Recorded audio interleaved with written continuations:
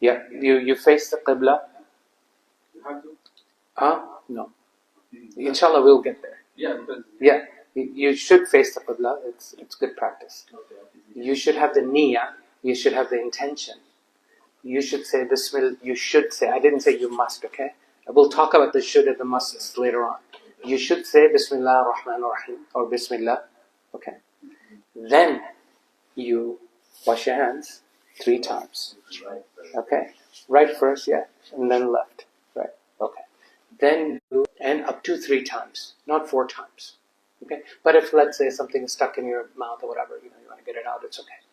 Then you rinse your nose at least once, up to 3 times. Okay. This action is supposed to be combined. Rasulullah ﷺ used to do 1 gargle, 1 nasal thing together. It's a very hard thing to do. Most people can't do it. I can't do it. Anyways, so it's okay to separate it. And then he would wash his face, okay, and wet his beard, and we're gonna get into that inshallah later on. And you wash your face from starting from the hairline all the way to down here, okay, all the way to down here. And if you don't have a hairline, you just imagine a hairline. So that's your face, okay? All right, and then what do?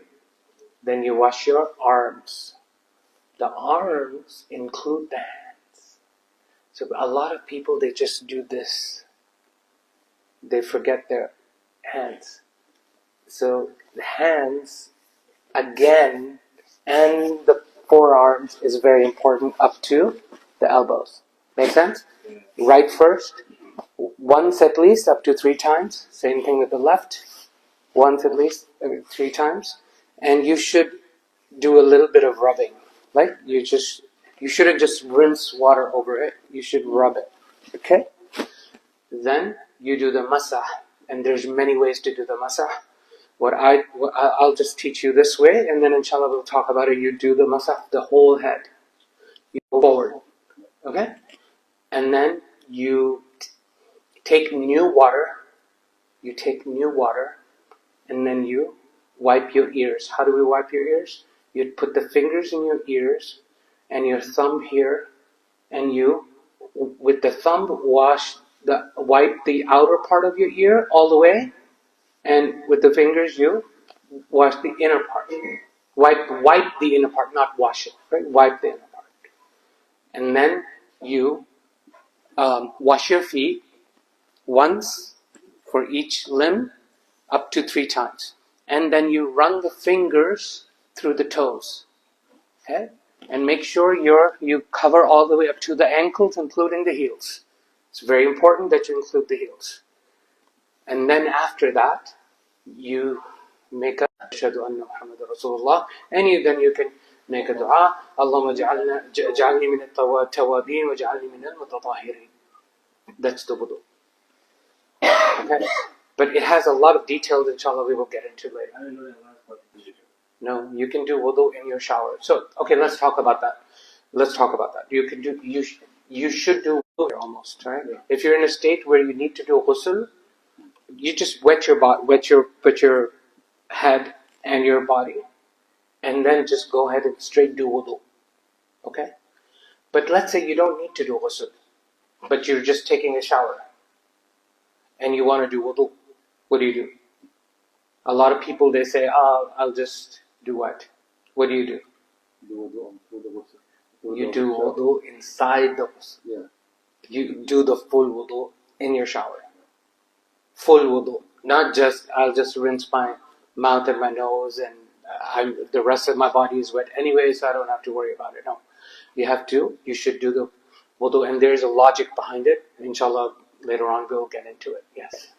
There are levels of cleanliness in Islam.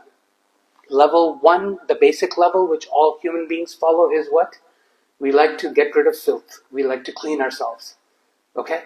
So if I go take a dip in the ocean and come out, do I have my wudu? No. I didn't intend to do wudu. I'm just wet. Right? I may be clean, physically clean. I might be clean. I spent like 5 hours in the swimming pool, or the ocean doesn't mean I have wudu. What is wudu? Wudu is it's not logical. Like you may be super clean, but you still have to do wudu if you don't have wudu. Does that make sense? You have to have the intention. You have to do the intention and you have to do all those actions. It's ibadah. It's ta'abbudi. You have to follow. So it's a second level. So don't confuse physical impurity with wudu, because that's level 2. What's level 3? What's level 3? You have to still have iman, right? And Allah subhanahu wa ta'ala is one of the reasons why you should say ashhadu an la ilaha illallah, ashhadu anna Muhammadan rasulullah.